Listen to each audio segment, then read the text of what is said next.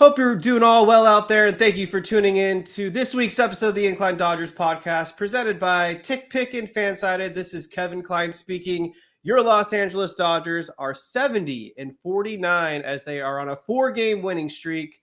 The Dodgers are rolling right now, and this is exciting times because we've been waiting for this guy to return to the Dodgers lineup. 45 games he missed with the broken hand, and he made an immediate impact for the Dodgers when he got the start today in Milwaukee. We're talking about Mookie Betts. And what does Mookie Betts do in his first game back? He hits a home run, a 2-run home run to give the Dodgers an early 2-0 lead, his 11th on the season. So more on Mookie in a second, but with Jake Reiner here and we're live, let's get some thoughts on how Jake's feeling. Can you believe that with all of the injuries the Dodgers have had and just the feeling that maybe this season isn't going as well as we'd like it to, that they're still the best team in the National League? I mean, they have the best record in the National League by a half game. That's crazy to me. They haven't had a starting rotation for pretty much the entire season. And they haven't really gotten to see what this team is with how they built it in the offseason.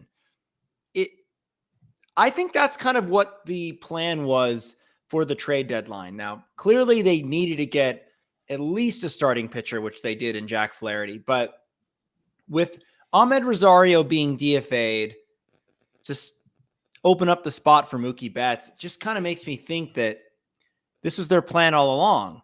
Let's see what this team is made of for all of the things that the Dodgers paid for in the offseason. Let's see this team come to fruition and see if we can win a title, because quite frankly, if this team is all the way healthy, or at least, 85, 90% healthy, which is a lot, which is asking a lot, this team can win a World Series. Not easily, but don't you think with Mookie Betts coming back, Max Muncy coming back, Kershaw's back in the rotation, we got Walker Buehler on the way back, all these guys coming back, plus the additions of Jack Flaherty, Michael Kopech has been great. Don't you think that all things considered, this team has the best shot at winning a title when they're as healthy as they can be? I mean, on paper, sure, but we know this never works out most of the time for the Dodgers. They've won one World Series in the since 2017, they've won one World Series.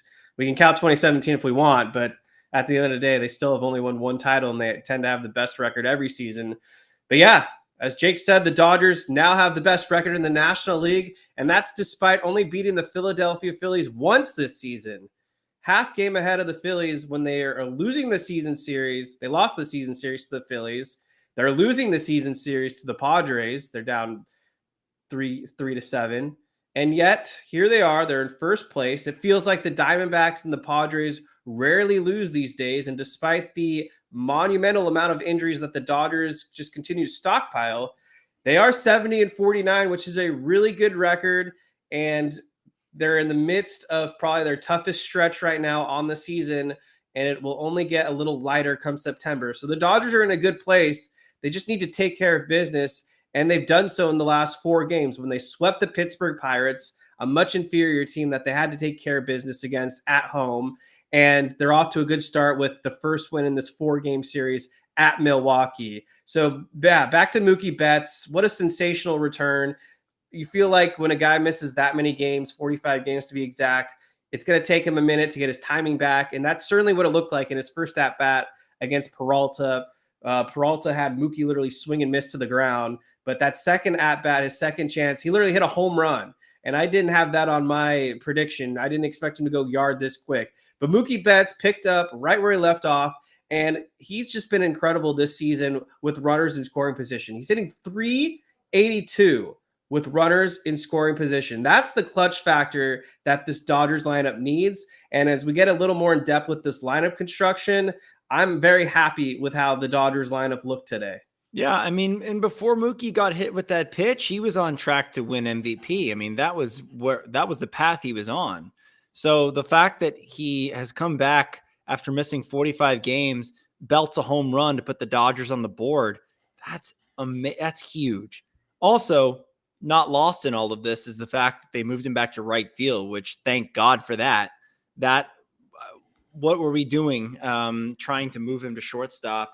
It seemed like, I don't know, Chris Rose made the point on his podcast that Mookie seemed a little irritable when interviewed about coming back and playing right field, talking about how he just wants to win, which we know that's the case. But it seemed as though he may have felt as though the Dodgers kind of dicked him around a little bit, which, kind of is the case. I mean, they put him in a position to learn how to play shortstop for this team when he's supposed to be one of our leaders, one of our best players on the team, is just asinine. And given the fact that our outfield defense has been so poor without Mookie Betts out there, and then without Mookie Betts altogether, it's been atrocious out there. So adding him back to right field, he's a gold glover out there. That just upgrades the outfield defensively in a huge way. Oh, yeah, absolutely. What's going on, BC? What's up, Justin Yamas, Maria G, Steve Moore, Alfonso? Thank you all for tuning in. Hit that like button, hit that subscribe button. We'll get to some of your guys' questions and your takes later on in the show. But before the season even began, I'd never really understood why the Dodgers and Mookie Betts wanted to play the infield unless they were going to go out there and sign an elite shortstop or an elite infielder. As constructed, I felt the Dodgers always were most optimal with Mookie Betts in right field, because I'm not going to keep it quiet. I'm not a fan of Jason Hayward. He's been atrocious this season, and he was great last season. No doubt about it. I understand why they re-signed him. It seemed like he had unlocked something and had a resurgence in his career. But this season, Jason Hayward has been atrocious at the plate.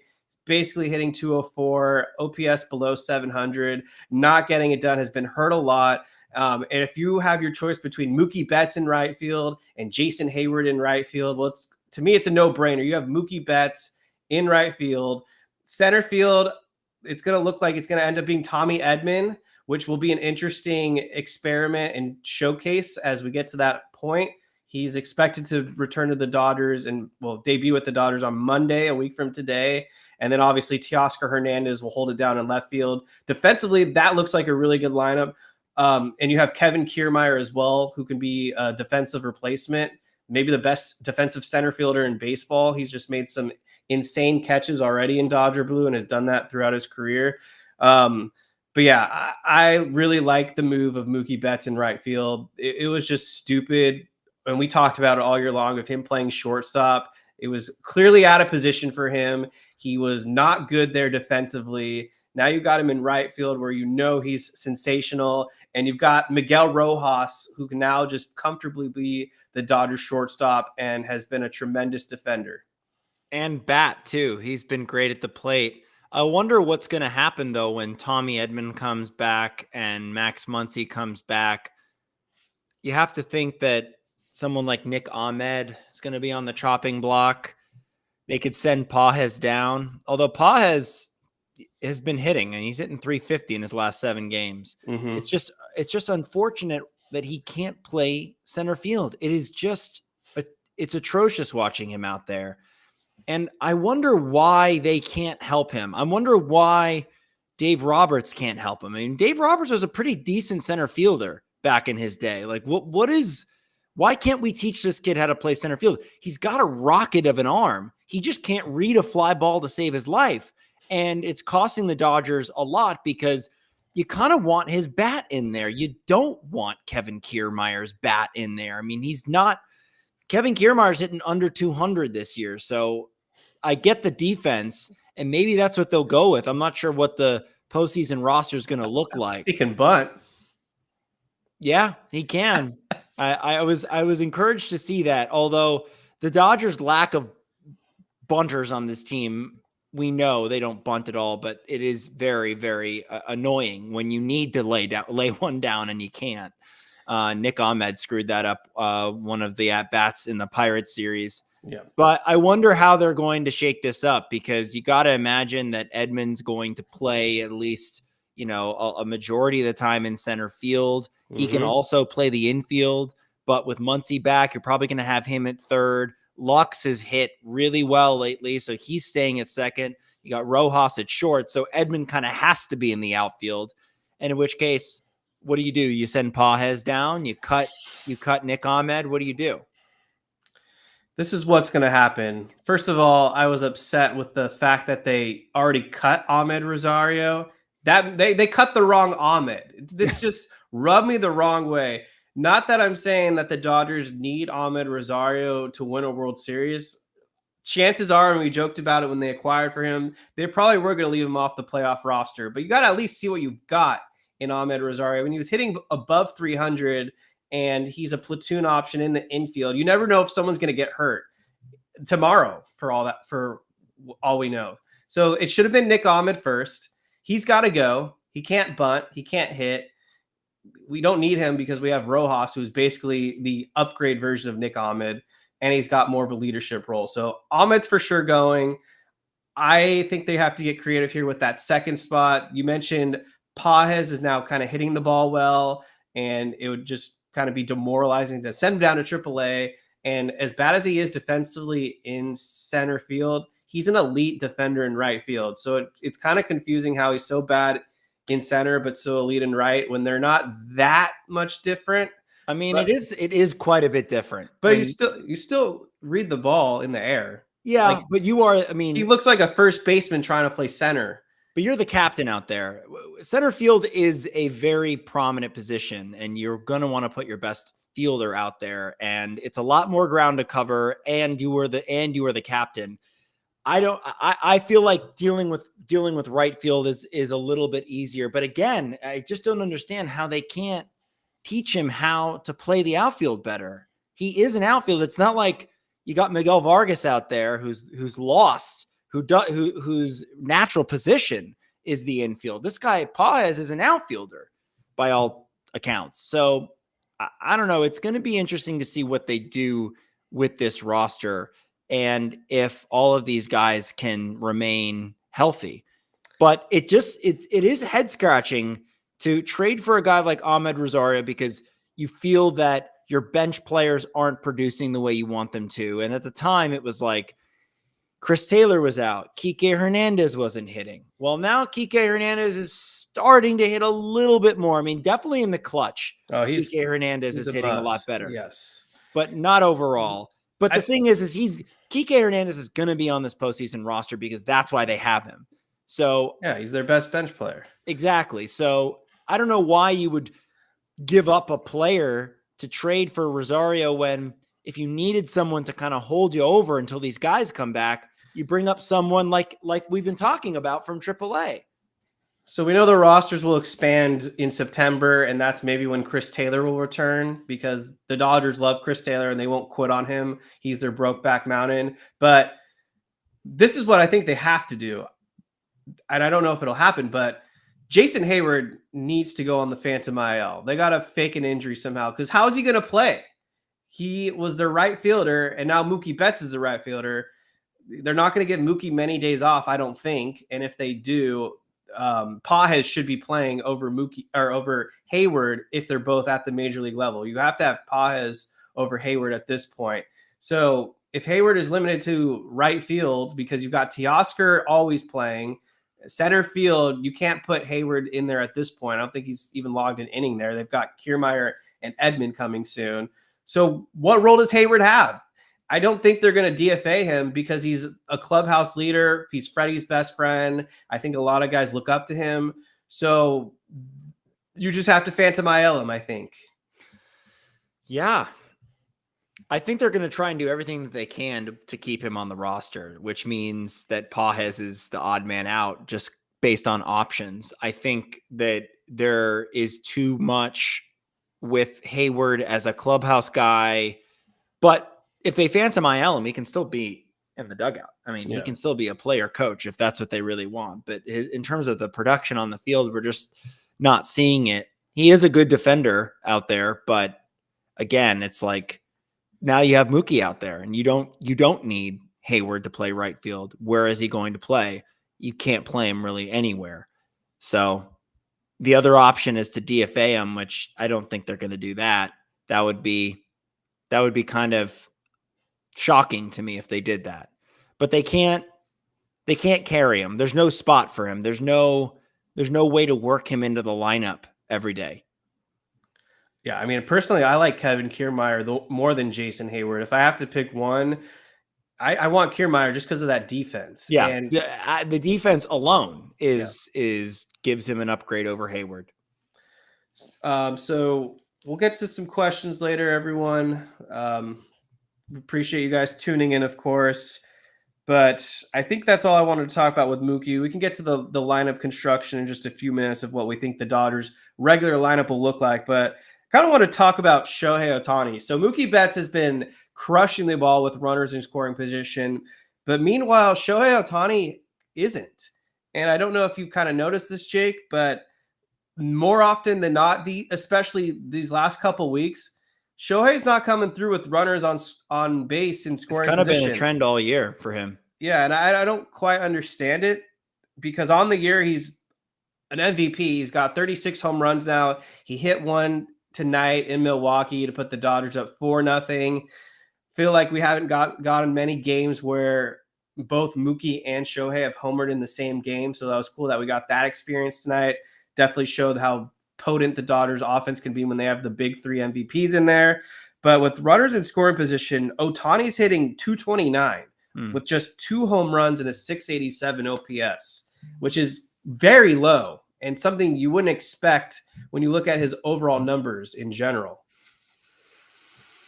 Yeah, I don't know why that is with him because it's been a trend all year. We talked about it in the early part of the season. I mean, he's just so good in so many other aspects of the game that you kind of overlook that aspect of it. But he doesn't really, I don't ever see him change his approach at the plate.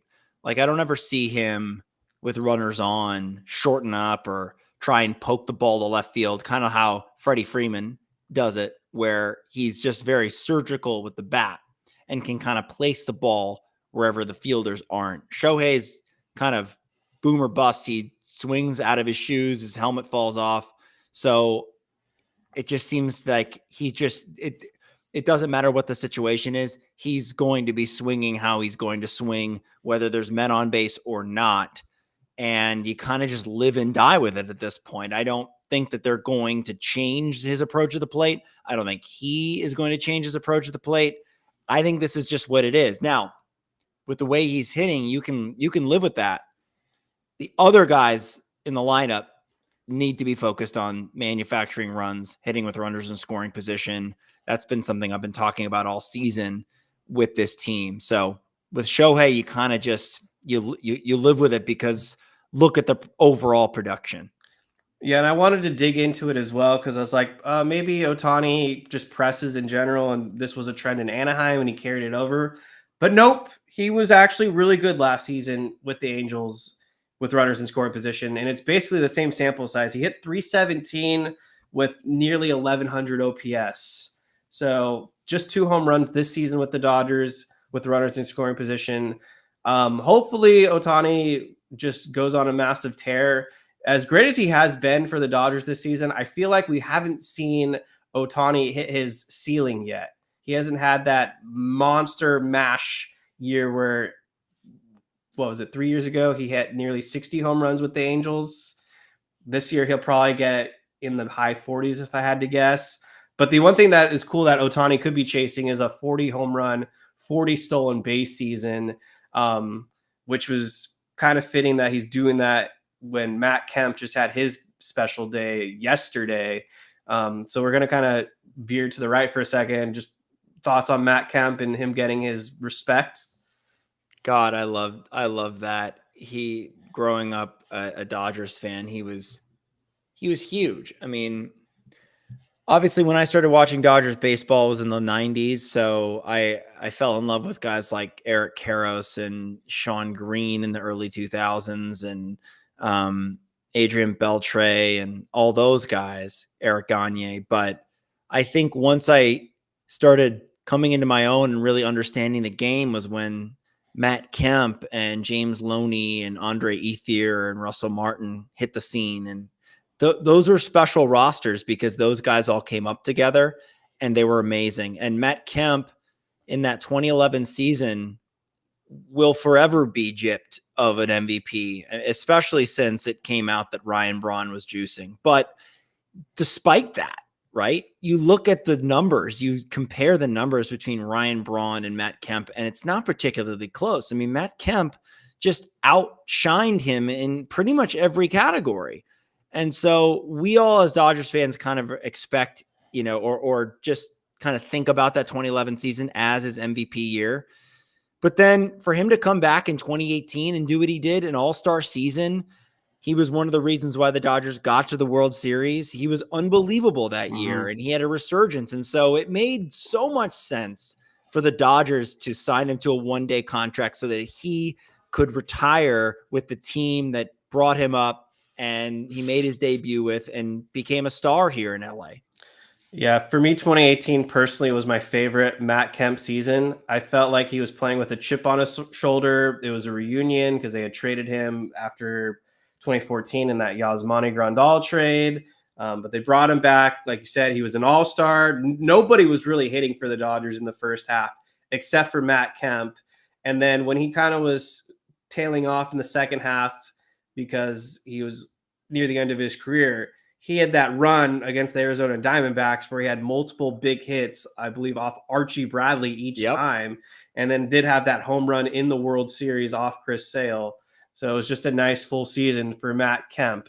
But Ryan R., who's more deserving of winning the NL MVP, Ketel Marte or Shohei Otani? Why is Marte even in the MVP conversation? I mean, he's having a great year. But nowhere near Ohtani. That's true. Also, people that value stolen bases, this is the MVP race for you. So, but what Ohtani's doing production wise is just you can't beat that, which is why I'm kind of bummed that Mookie Betts broke his hand, because I would have loved to see Betts and Ohtani kind of go at it, MVP race on the same team. Yeah. And then to answer STREJKYYY, how many runners in scoring position opportunities has Shohei had, though?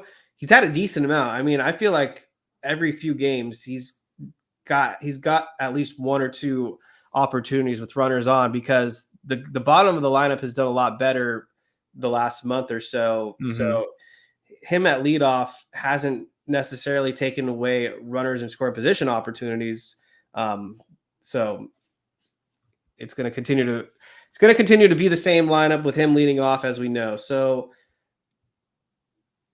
check in on the chat later. There's one more big thing I need to talk about, and then we can kind of just go in whatever direction we want.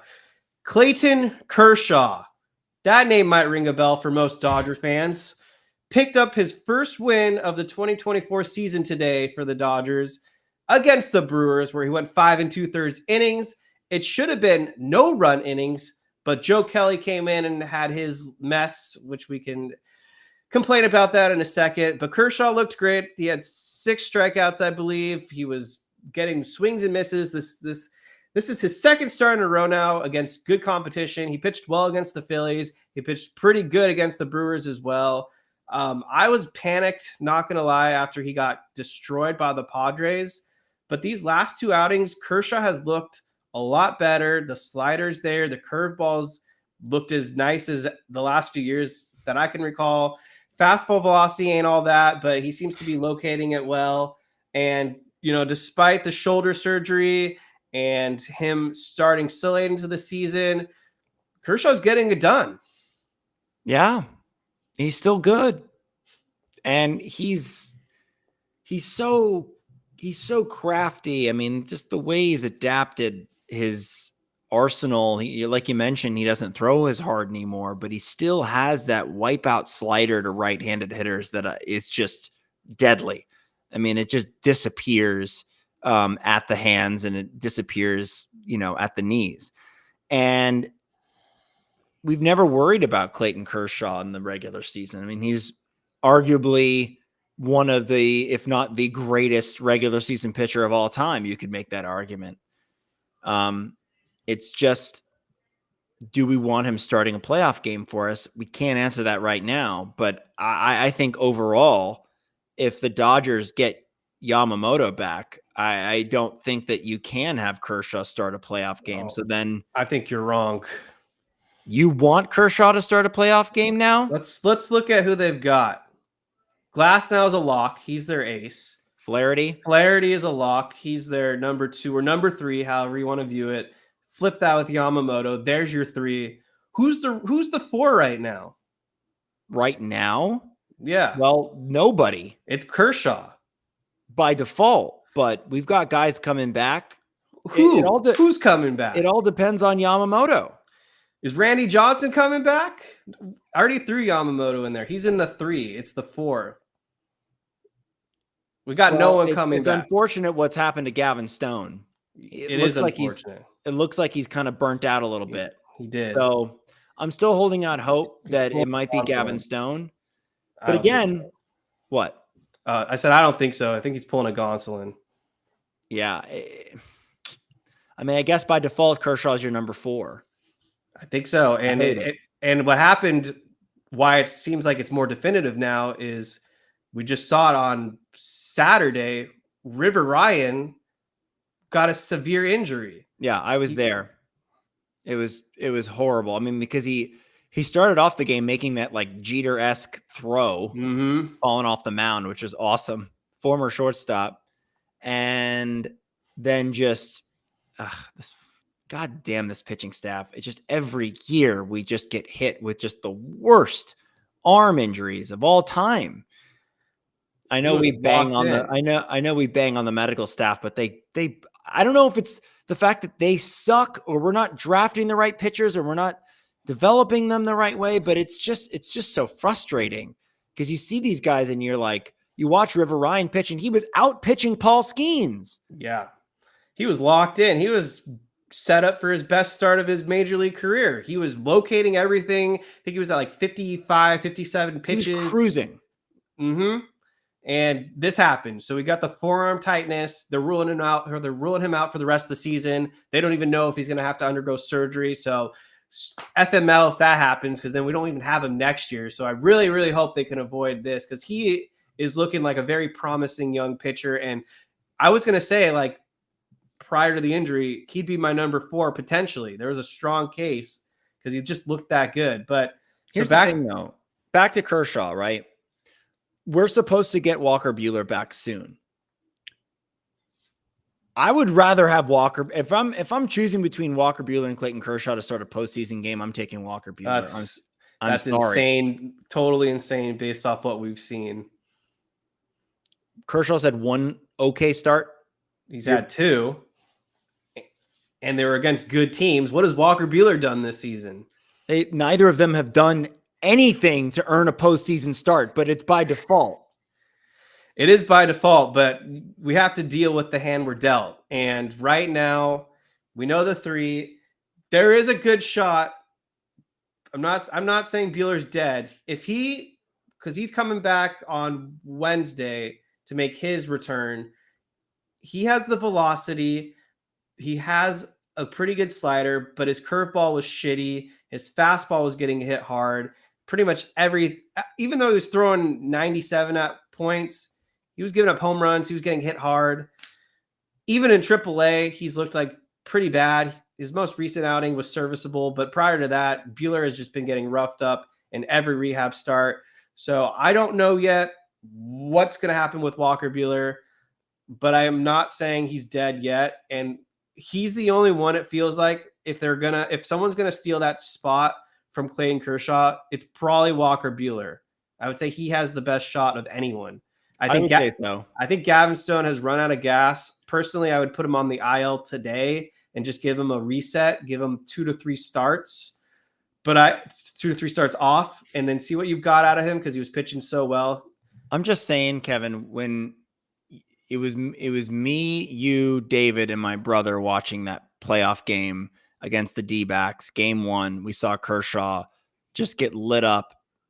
I don't know if I can take another year of that. So I'm praying that either Gavin Stone figures it out or Walker Buehler comes back strong, because I just don't want to see. As much as I love and adore Kershaw, I just can't trust it. But the thing is that at least this year, it's not Kershaw is your number one starter in the playoffs because we didn't do ass at the deadline and we don't have any other options. At least this year, there are other options in the top three, so that when you're in the division series, you may not even need a fourth starter. Hopefully, but you will need one in the championship series. Absolutely. So it would be worst possible scenario is if the Dodgers fall down in the NLDS 2-1, and you have to rely on a Kershaw or a Buehler for your season on the line to hope that you get it to Glasnow for Game 5. Right. That would be absolutely gut-wrenching and nerve-wracking. To me, it just goes back to just not doing enough at the deadline. It's like they got Flaherty, which was great, but they really did need one more pitcher. I was personally fine with what they did. I don't know if anyone could have seen this injury happening to River Ryan, but this is what you have with Walker Buehler. He's got a 5.84 ERA this season, 37 innings, only 31 strikeouts. I don't know how you could say I'm starting him in a playoff game based off what we've seen right now. No, and that's why we have the rest of the season to determine this. It's too early to make this declaration because A, we haven't seen enough of them pitching, and B, we don't know if they're going to hold up when October comes around. So this might be a moot argument at this point, but as it stands, it's scary. It is scary. The number 4 spot shouldn't be this wide open. I thought Stone would run away with it. I thought maybe Ryan was an outside shot. I was hoping Bobby Miller could come back, and is he coming back at all? Who knows? They can keep him down there as long as they want because he has minor league options. So he's a big question mark, but it's Walker Buehler starting on Wednesday, everyone. That's the plan for those asking in the chat. So we'll see what he looks like, but I'm going to issue an apology to Kershaw because I thought he was cooked. I thought he was washed, but he's looked good these last 2 starts. And as it stands today, Clayton Kershaw is your Game 4 starter. Hopefully we get some better luck and someone can step up. Or Kershaw's that guy. Maybe he steps up, but yeah, it's not as pretty as we were hoping, but we really need Yamamoto to come back because if Yamamoto's not back, we might be screwed. That I think is the big X factor right there is how does Yamamoto look? Yeah. And here's the thing. And I've gone back and forth on this, and it's tough to criticize a team that has the best record in the National League, given all of the injuries that they've had, which I will keep reiterating because I think it's worth having that context available when we're talking about this. But I wonder if we just rested on our laurels a little bit too much at the deadline and didn't get enough reinforcements needed for this playoff run. It just feels like we are banking on too much to go right. And given the injury history to this starting rotation, especially this year, even in a vacuum this year, and it's been like this for the past few seasons, but even if you just look at this year, to trust that you're going to get Yamamoto back and firing on all cylinders and ready for the playoffs, that is asking a lot. It's asking a lot of Clayton Kershaw. It's asking a lot of Walker Buehler, which, we don't know what kind of pitchers they're going to be. It's just a lot left up to chance. And that's what worries me when we think about the playoffs. I just feel like there really weren't other options out there that would have moved the needle for the Dodgers. Of all the availability, all the guys available on the market, it was not that great of a deadline in terms of guys available. Look at what Crochet's been doing. He looks like Gavin Stone too. He's completely gassed. Yeah, but the thing is and I know you didn't like Luis Robert. He's hitting like shit too. Well, he's been bad all year. I never really liked Robert. They should have got Randy Arozarena. I don't know why they didn't do that, but I mean, there were a couple other pitchers that they could have made a deal for. I don't know what the discussions were like with Crochet. I don't know what the discussions were like with the Tigers about Tarek Skubal. I don't know what the discussions were like about Nathan Eovaldi with the Rangers. I mean, Skubal, they wouldn't trade. That came out. It was just a hard no. No, I understand. I understand that. And then the Rangers decided to become buyers essentially. So that's just poor timing. But he would have been great. I mean, I can't. Yeah, all I'm saying, and again, I know that Artie Moreno kind of has his head up his ass and doesn't want to trade any players to the Dodgers, but there were a few players on the Angels I wouldn't have mind having, like Renifo or Tyler Anderson. Well, Renifo's out for the year, so we dodged that bullet. Tyler Anderson? No, Renifo. Oh, he's out for the year? Yeah. I missed that. Wrist surgery. Oh, see you later, pal. Well, I'm glad that Muncy's coming back. But I'm saying, a guy like Tyler Anderson, which we could trust in the playoffs. He did pitch well for us in the playoffs in 2022. So, I mean, I just feel like there was just too much left up to chance that I feel like if they just could have been a little bit more aggressive, because they picked up Amed Rosario and 14 days later they DFA'd him. So what was the point of that? They just wanted to get something for Yarborough, I guess. But you know what they did pick up, and he's been sensational? Michael Kopech. I know. 6 1/3 scoreless innings, 10 strikeouts, just 1 hit. I liked his stuff, and he is the chosen one. He's throwing 101. He looks like a totally different guy, and I think it's because you look at Miguel Vargas right now on the White Sox. He looks depressed. He looks like he looks like Stitch in the rain and all that, just depressed. Meanwhile, Kopech, this guy looks like he's got a new life to him. I know I might have to eat my words about Kopech because I didn't like the move when we got him because he was literally atrocious this year. So I was like, what are we doing? But obviously the stuff is there. He's got a live arm, and pitching for a contender will change things for you. And I don't know what the Dodgers did, if they did anything mechanically with him, or found something maybe a little bit that the White Sox didn't see, or I don't know. But he's been sensational, and they've desperately needed him. Also, Evan Phillips is back on track. That's great to see. I was really sad, really sad when they brought back Brusdar Graterol and then immediately went down again. I mean, just heartbreaking stuff for him, for the Dodgers, for the fans. I mean, that really sucked. But I'm happy that they were able to get Michael Kopech, because you look at the rest of this bullpen and the Joe Kelly experience, don't love it. Hate it, actually. And Daniel Hudson's been great. Evan Phillips has kind of found it again. Alex Vesia. I mean, a lot of these guys were a little overworked for a while there. So adding a high leverage guy like Kopech has been great, and he's come through. Yeah. I don't think Joe Kelly's going to make the postseason roster, just the way he's pitched. Can we end it with him? I'm so sick of it. If he didn't do that thing with Correa in the 2020 season, I mean, are we even talking about Joe Kelly? I don't know. I mean, he gave up that massive grand slam to Howie Kendrick in 29. What has he done? Like, what has he done for us? Like, he has one great moment that I can remember, and it was in the 2020 NLDS against the Padres.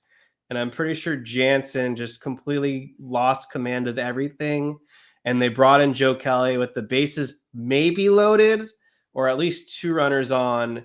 And I vaguely remember he that. Struck out. I think he might have struck out Tatis, but he definitely came through and struck out someone with a nasty curveball. And I think he got the 1 or 2 big decisive outs to close out the game. But yeah, other than that, he hasn't been all that. And I know that they brought him back last season at the deadline. He pitched well enough to earn himself another contract, but it's been a really bumpy road with Joe Kelly this year. And if I were to name you all the reliever options, he wouldn't be on there, to be honest. No, and it's either he either has command issues, he either gets lit up, or he's hurt. And sometimes he does well. But it's like the inconsistency with him is just so maddening. Don't care 187. That's a funny comment. He gave his number up to Ohtani. That's his biggest accomplishment. BC said he had a 2.45 ERA in 2020. That's did, but he barely pitched. Yeah. He pitched like 12 innings. And he broke a window. He was suspended for like, he did break a window. He was suspended like a 10th of the year because there was only 60 games. Yeah. And Manfred suspended him like 8 games because he did the thing with Correa. Yeah. But anyways. No, I've had it with him. I do have some beef with Dave Roberts, and I'm going to get to that in a little bit. But I do want people to get their questions in since we're getting to the second half and towards the end leg of this show. So if you have questions, chat, you want us to answer specific things, you want us to argue and debate, drop them below in the chat, hit that like button, and we'll get to Oscar Vargas's question first. Should they make Kopech the closer, or does he take over the fireman role? Seems like they're pretty content with doing this closer by committee, which has worked because they have a bunch of guys that can do this exact role. They either have guys that can close or guys that can put out fires, and they're kind of interchangeable right now. So what they've got working is working. Mm-hmm. Dodger Blue for you. Does the league need a sanctioned substance to avoid all these pitching injuries, especially with keeping the pitch clock? I mean, if you listen to Tyler Glasnow when he was still on the Rays after he got hurt post them banning the sticky stuff, he was saying that it contributed pretty clearly to his injury. So yeah, I mean, I think there needs to be some regulated thing because I feel like the batters, and I feel like, and I can't remember, I think it was Pete Alonso that came out and said that he was in favor of the sticky stuff because it allows the pitchers to have better control. Yes. Yeah, that's true. Yes, the spin rate is faster and it's more difficult to hit, but wouldn't you rather have a pitcher that has more command of the baseball and not end up like Mookie Betts where you got a broken hand and you're out for 45 games? I think there needs to be some compromise there. Speaking of sticky stuff, Walker Buehler hasn't been the same since they've gotten rid of all that. Just saying. And he's been hurt. Maybe the lack of sticky stuff contributed to his injury. It's very possible. I mean, Tyler Glasnow did say that. So just Manfred's just screwing it up for everyone. Okay, Javier T. What's your opinion? What's your guys' opinion on all the pitchers' arms falling off? Just makes me think of Dumb and Dumber, where it's like our pitchers' arms are falling off. It's brutal. I mean, it's really brutal. And it's not just the Dodgers. I know that we're a Dodgers podcast and we kind of have tunnel vision and we're like, oh my God, our starting rotation is in shambles. But you look across the league and a ton of these guys are just out for the year all the time. And it's devastating because you want to watch them. You want to watch these guys pitch. And it's like, are we ever going to see Jacob deGrom again? It's like, it's so disappointing because the best pitchers in the game are going down. Spencer Strider out for the whole year. McClanahan, Dustin May, he never pitches anymore. Alcantara, who is literally a Cy Young Award winner. It's a shame because, like you're saying, it used to be, for the most part, you would be able to watch all your favorite pitchers on a regular basis. Now they just go down like running backs. And half the top pitchers just live on the injured list. And they're not short injuries. They're out a year and a half. So they got to figure this shit out because I don't want to tell my kids like, yeah, it was awesome to watch Emmett Sheehan pitch for the Dodgers in 2023, 2025, 2028, 2030, and then 2034. Like, that's not how it's supposed to be. It's insane. Yeah. Justin Yamas, did we face our future shortstop tonight? Guess he's referring to Willy Adames. I'm going to say no. I don't think Adames is coming to the Dodgers anymore. Alex Freeland, I think, is our future shortstop, who just recently cracked the top 100 prospects and is one of the highest rising position players in the Dodgers farm system. People are already comparing him to Corey Seager, and when you get comps to Seager, I'm all in. So I'm going to ride or die with Freeland. I think he's going to debut at some point with the Dodgers next season. And obviously they didn't feel that way about Trey Sweeney. So it really tells you that with them giving up Trey Sweeney, that they have a lot of confidence in this kid. All right, this is a phenomenal question from Ivy, and actually something that I wanted to talk about. So, what do you guys think the starting lineup will be for Game 1 of the NLDS, and who is the opponent? Is this assuming we have Edman and Muncy? Yes, they're both supposed to return Monday, so let's hope they're healthy. So yeah, Muncy and Edman are back. Well, you got to go Ohtani, Betts, Freeman. That's locked. Then do you go Teoscar Hernandez? I think it's Teoscar cleanup. Yeah. And they moved Gavin Lux up above Will Smith. Now, Will Smith is kind of slumping a little bit, and Gavin Lux is kind of on fire. He's hitting well over 300 in the last month or so. So maybe you do righty, lefty, and move Gavin Lux up to 5th, or have Will Smith hit. I think 5th. It's Muncy. Oh, right. Duh. I'm stupid. Yes. It'll be Teoscar, then Muncy, then Will Smith, then Gavin Lux, then Miguel Rojas. Maybe Edman. Or Edman. It actually could be kind of cool if they had Edman 9th. They could have him 9th, but the issue is they could do that actually, because we said Lux is 7th, so that's a lefty. Then they could go righty, that's Rojas. Yeah, then Edman, yeah, he's a switch hitter, so that would work. Yeah, that could definitely be it. I think that's pretty much in line with what I'm thinking. Lux has just been on fire, no doubt about it. He destroyed Paul Skeens. I did not see that coming by any chance. He had 3 RBIs off Skeens with 2 hits. The Dodgers that day were the first opponent to get 4 earned runs off Paul Skeens. So how about that? How about them apples? Our offense is looking a lot better, and we'll save some Teoscar Hernandez talk in a few minutes. But yeah, I think that's the lineup, and the opponent, who the hell knows who the opponent will be? I mean, I'm expecting the Padres to make it for sure. I think the Braves will find a way to just barely get in as a wild card team. And the way it's looking, Arizona is going to get in. If we have to face Arizona or San Diego, it's over for us. I can't. They're gonna destroy us, aren't they? I mean, come on.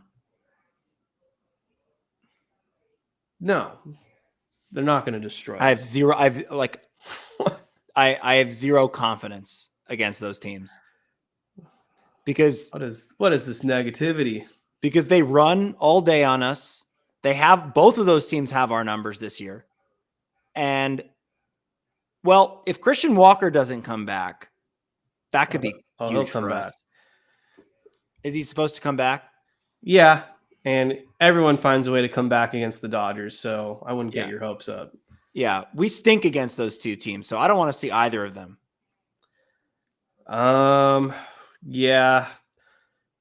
This is what I hate, because it's like, we want to have home field against the Phillies, but we have to get to that matchup against the Phillies.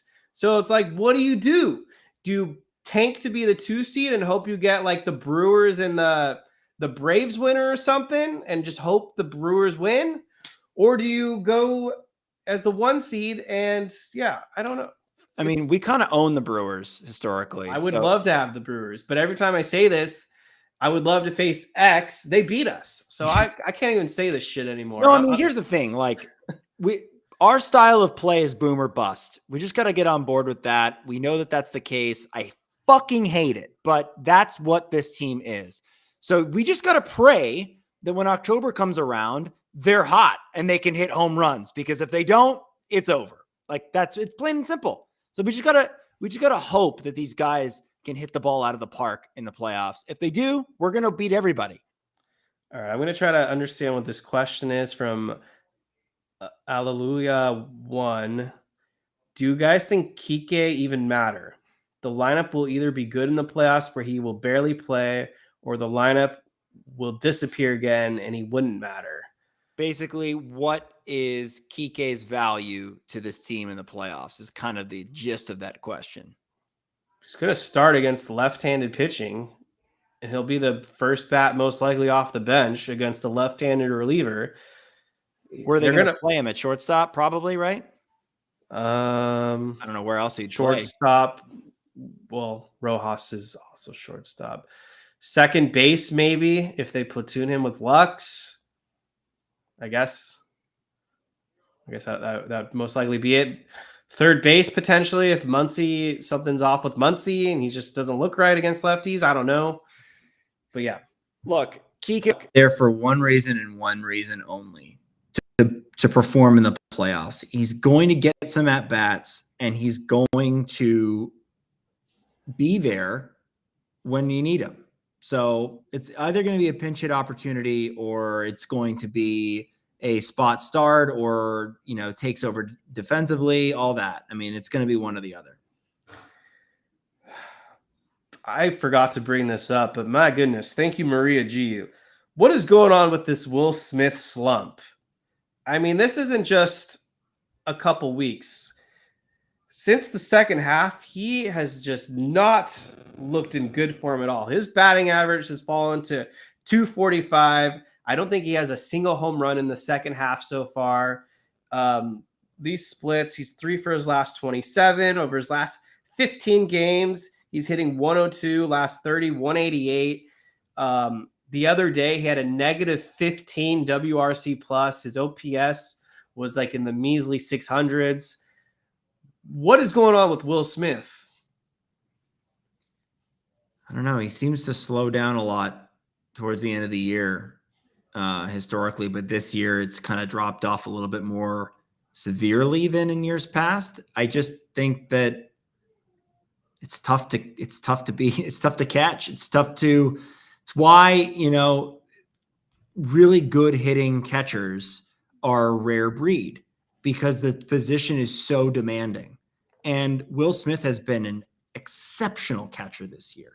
Defensively, he stepped it up. He throws out a ton of runners now, and he calls great games. The pitchers love him, and he's had an all-star season. I mean, he was an all-star.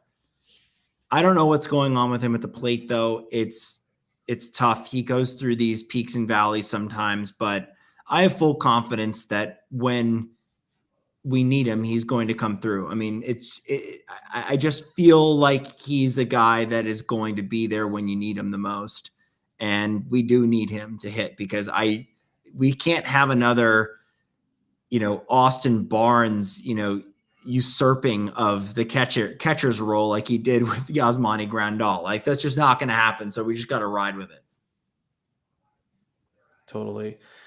Appreciate all your questions. Hit that like button if you haven't yet. If you're new here, hit that subscribe button. Let's get to Michael Negretti's question. Well, hold on. Before you answer that, what do you think it is with Will Smith? Last season, when he was in a slump like this, we found out, I think, after the season was over, he had like a rib injury or something. I think he was playing with broken ribs, if I remember correctly. I'm guessing he's hurt again. This just feels like he's too talented of a hitter for it to just naturally be a slump. David Peralta hit like shit. We found out he was hurt. Kershaw pitched like crap. Found out he was hurt. Will Smith, when he was hurt, he was hitting like crap. So my guess is that this is a combination of fatigue and an injury. I found it very sketch that they had an off day on Thursday. He played Friday. Then he had another off day on Saturday against Paul Skeens, I believe. And then he played the next 2 days. It seems like something's going on here with Smith. So from Michael Negretti now, I heard on Dodgers Talk, starting pitchers on the Dodgers are throwing hard on their days off in the bullpen. Maybe that's hurting the Dodgers pitchers with injuries. I mean, seems pretty like a logical correlation to me. Maybe these guys need to not throw so hard. Yeah. I mean, with Yamamoto, he was throwing the hardest that he'd ever done in his Dodgers tenure against the Yankees. His velocity was up like 2 miles per hour on his four-seamer, and he was throwing like 97 when he was normally throwing like 95, and then he got hurt. So I don't know what the Dodgers approach here is with their pitchers. Does seem like there's a little too much emphasis on velocity, and it seems to be backfiring on a lot of guys like Dustin May, Bobby Miller's down in AAA. Sheen got hurt. Freaking River Ryan got hurt. You name it. Yeah. No, it's a shit show. Okay, we'll just get to a couple more questions. So, Dodger Blue for you. Do you wish Roberts, the whole team, would have done more with that bad call against the Phillies, especially after they threw at Lux? Yeah, we haven't done an episode actually since that incident. That was it Hunter Wendelstedt? That was the most bullshit call I've seen in years.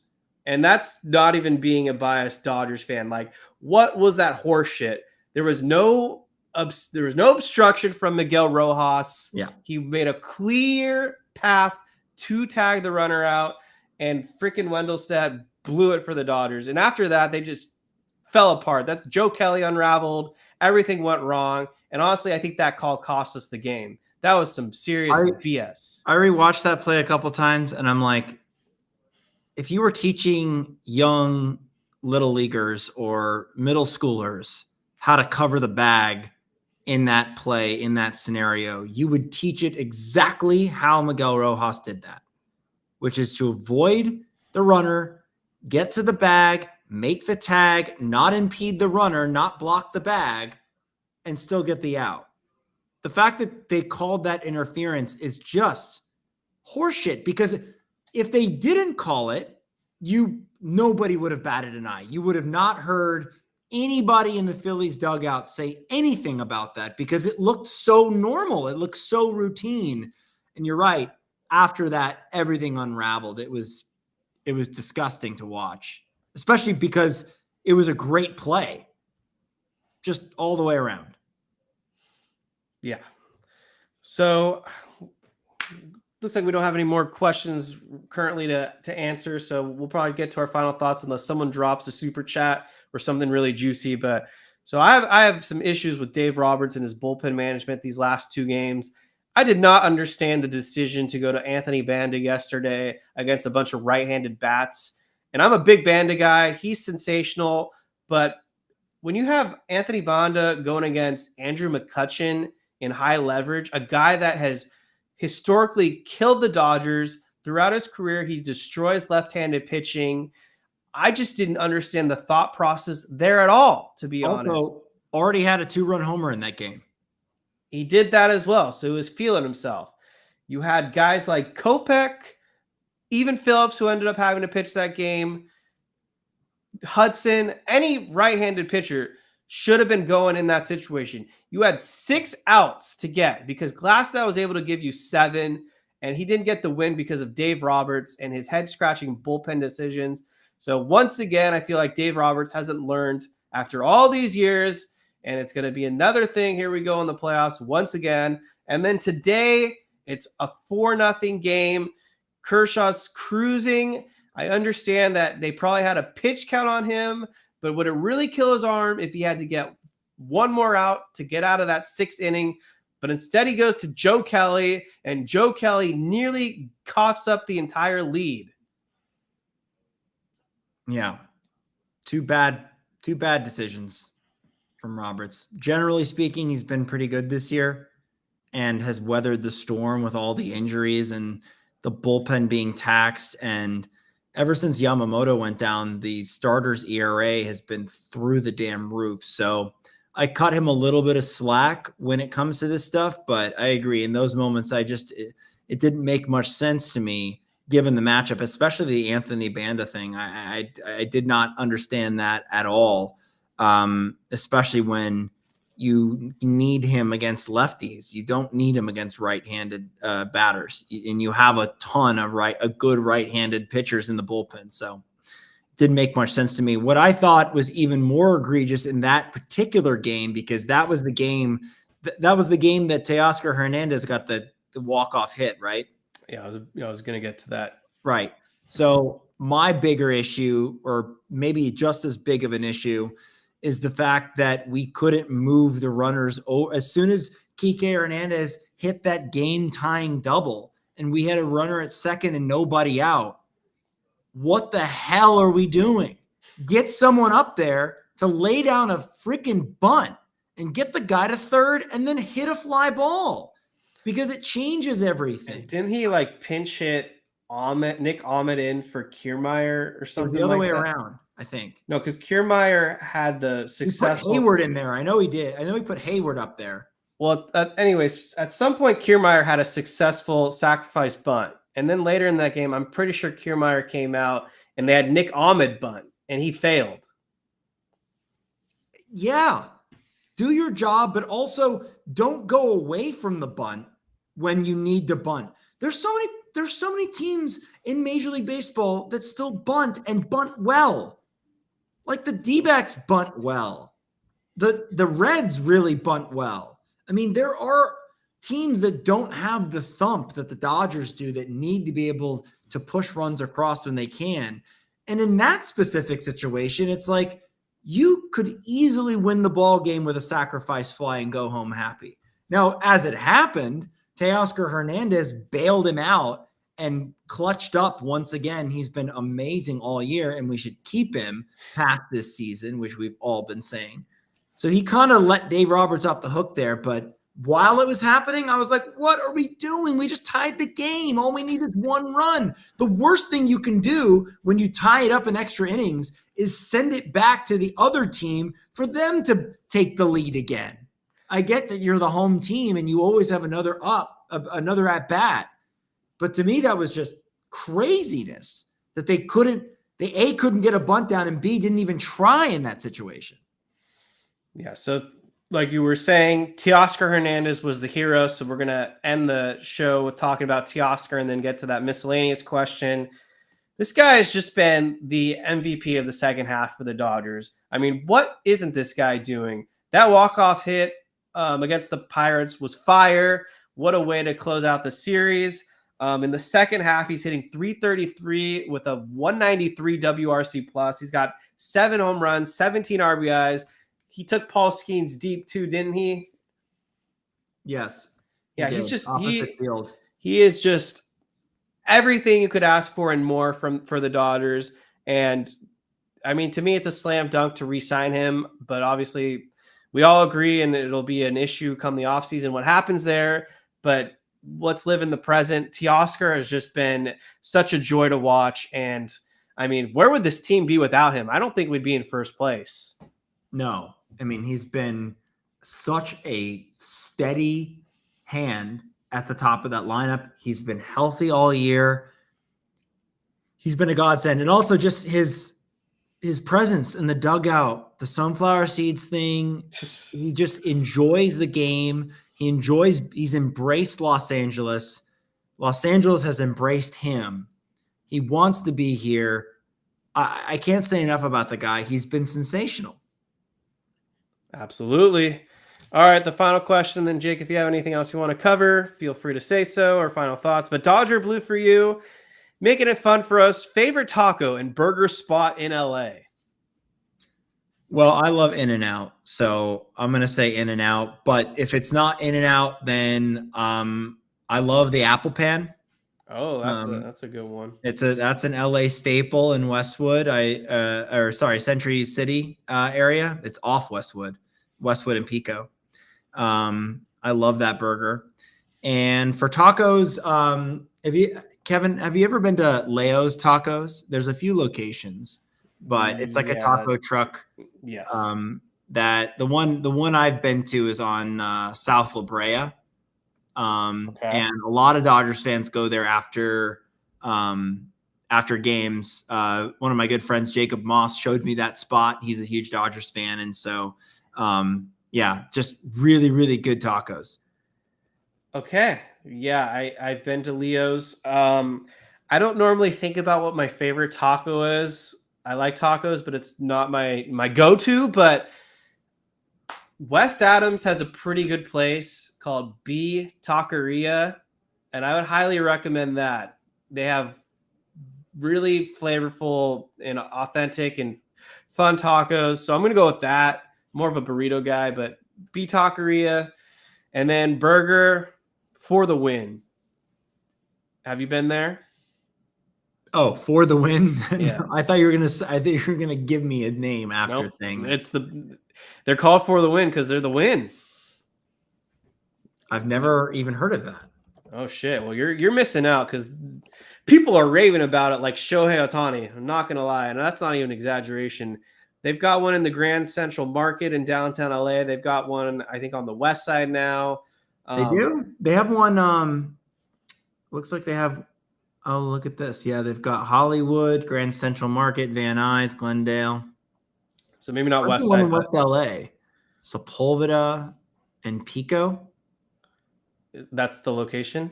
Yeah. Okay, so they do have one on the west side. Yeah. Okay, cool. I thought so. Highly recommend. It's a smash burger. Some people are upset that smash burgers are the new popular burger, but personally, I love smash burgers better than that fat patty shit that you might get at McDonald's. So, For the Win, great fries, great burgers. Check it out. I will put my name on the line that you'll like it. This is an odd location on the west side, but I apparently drive by it all the time because I do drive around this area, so I had never seen it. I don't recommend bad food places, so there you go, people. Jake, anything else? Here are my final thoughts.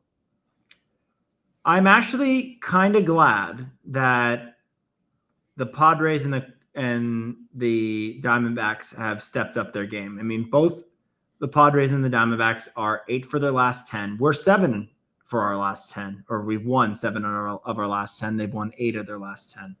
And they're both tied for second, and they're 3.5 out of the NL West. I like that they're close because it will lock. Hopefully it'll lock this team in down the stretch. That's been kind of our problem, I think, in a lot of ways, where we just coast the entire season all the way through September, and then October comes around and it's just like they can't get up, they can't get hot. So I actually kind of like that the Diamondbacks and the Padres are breathing down our necks and that we have to keep winning in order to stay afloat. So I think that that's actually a really good thing for this team. I agree with you 100%. I've been tired of these cakewalks to the NLS title and nothing to play for. And then we just get completely steamrolled in the first round, or the NLDS, I guess, technically. Yeah. Going to kind of be on the same line with you, but just some general quick MLB takes. Jackson Merrill is sensational. This guy is awesome for the Padres, and he looks like the real deal. He might end up being better than Fernando Tatis Jr., just the way he's swinging and defensively out there. So they've got a diamond out there in San Diego. Blake Snell all of a sudden is pitching his ass off for the Giants, and the Dodgers were actually one of the teams that checked in on him at the trade deadline. But obviously the Giants were going to trade him to us, or if they were, it'd be an arm, a leg, and a head. But Blake Snell seems to have turned it around, and the Giants, they're above 500, so they're not quite dead yet. And then lastly, they're kind of in the wild card hunt a little. Exactly. And then, lastly, just the Chicago White Sox are so bad. I don't know if they can do it, but they might end up with the worst record of all time. Isn't that possible? Yeah, they're absolute trash. All right, so we'll take out the trash here. So thank you guys for tuning in. Hit that like button. If you're listening on the audio feed, be a subscriber, leave a 5-star review. And I don't know when we'll be back, but if something exciting happens in the next few days, you'll hear from us. Otherwise, maybe next week. But the Incline Dodgers here is to provide Dodgers coverage for you all season long. And thank you guys in the chat for making